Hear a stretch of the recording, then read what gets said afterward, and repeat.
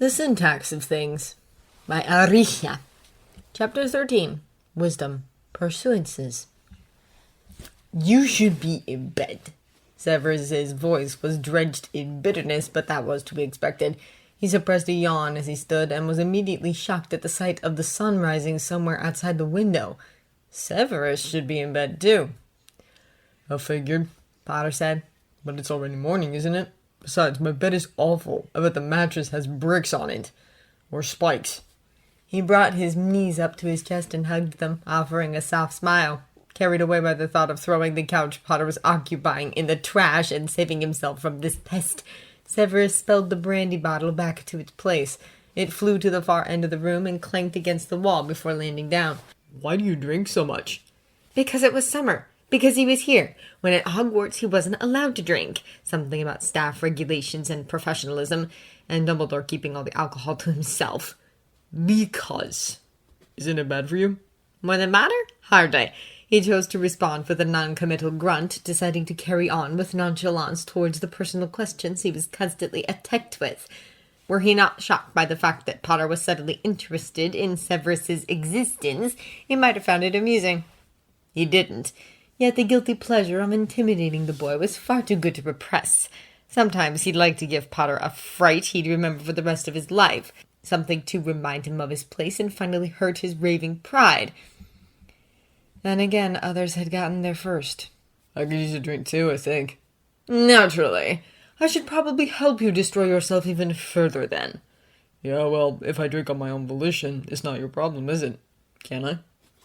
Long ago, Severus had given up questioning life's dynamics and how they always ended up saving Potter's arts. He wasn't entirely convinced that the boy could be saved from Severus if he continued like this.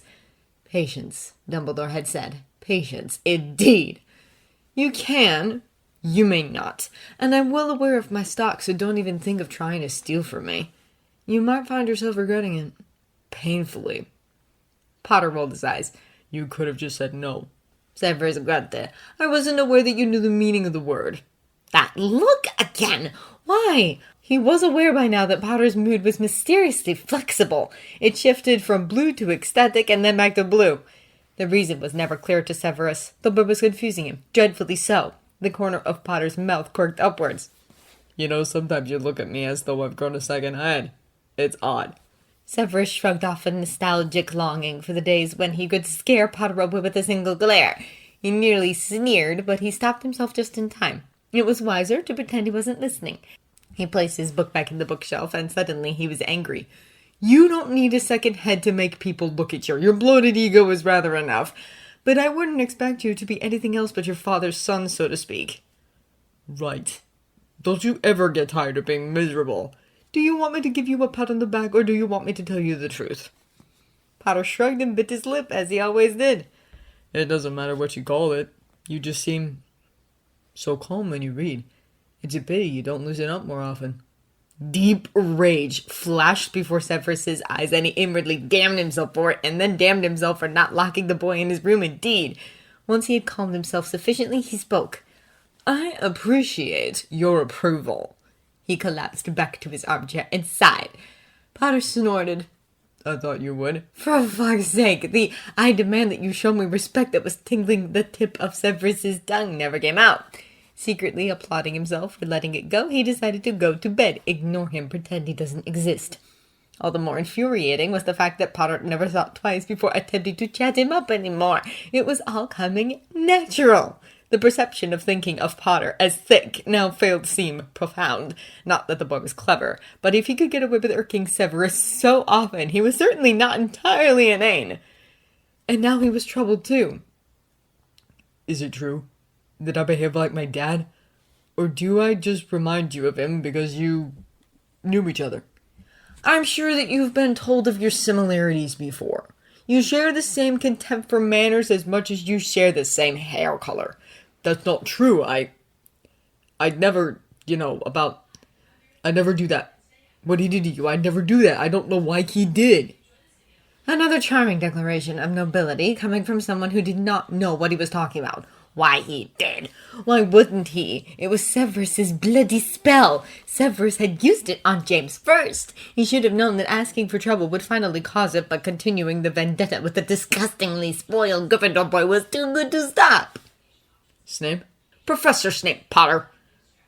You don't want to answer, got it. He smiled. I just don't think my dad would do anything so mean without reason. He would not. Severus being friends with Lily was reason enough. I see. Is that all you have to say? Severus stared at him contemptuously and then released his breath. I will say this once, Potter. However confident you may be in your... Yes, I know, I'm all wrong and I know nothing. Don't start that. It's so boring. I might go to sleep after all. Watch your mouth, you insolent twit!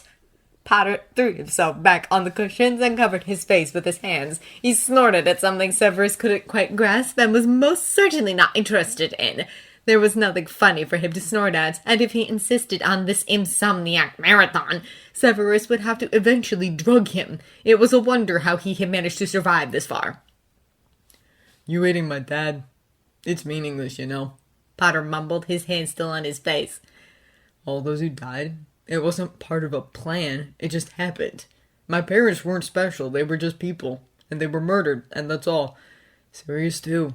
They're not here to defend themselves anymore. Your hate doesn't even matter to them because they're just dead. Loving or hating the dead just makes us feel good sometimes, if ever. And then that's over too. Potter's eyes met his, and for once Severus was the first to look away. He should curse the boy for having the power to chill his blood. Severus took a moment to readjust to the world. You talked to him. Your fault. And yet he nearly agreed with everything the boy said. Potter pulled himself up. He shook his head. Sorry, I shouldn't. I was just thinking out loud. Sorry. He snorted again, and Severus wanted to slap him. Meaningless, he thought, and blinked his tiredness away. Not too far away. I'm going to sleep. You may take a sleeping potion from the cabinet. Do try and sleep this time. Potter grunted, and Severus retired to his room to look stubbornly at the wall across his bed. He damned his own crumbling resistance and this new tolerance for informality that had crept into his house along with the boy, and vowed to stop it before it was too late. He purged his mind from the terror that haunted him at the thought of possibly enjoying the boy's absurd company, and an eternity later, he slept. Just so you know, I have kissed a girl. More than once. Said Harry as he spread the butter on his bread. He wasn't going to let Snape think of him as someone completely inexperienced and incompetent, and he was tired of being told on the daily how everybody liked him just because of his fame. He'd prove himself better than Snape. All these insults should come to an end. And a lot of girls prefer me, actually. It was a lie. That didn't matter, though. Snape poured the hot tea into his cup and drank slowly. He ignored Harry's own awaiting cup with an expressionless glance before placing the pot on the counter. Fascinating. He said it differently. The morning light was piercing through the leaves. Snape seemed strangely calm under the morning sunlight.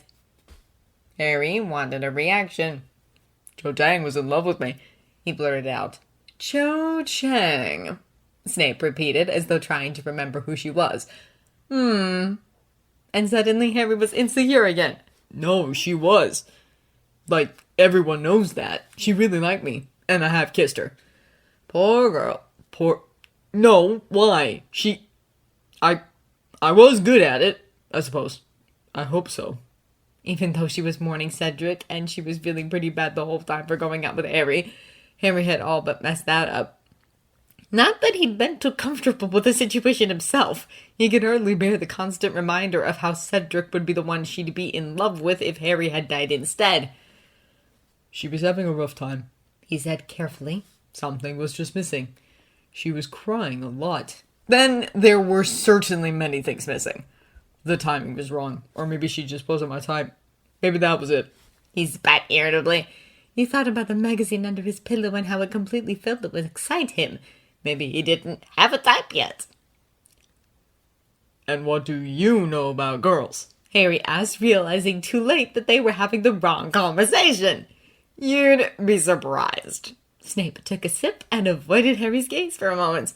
Have you done your exercises? Harry grinned. As always, Professor. Snape looked like he was suppressing a smile. "I can imagine." I will, all right, right after breakfast.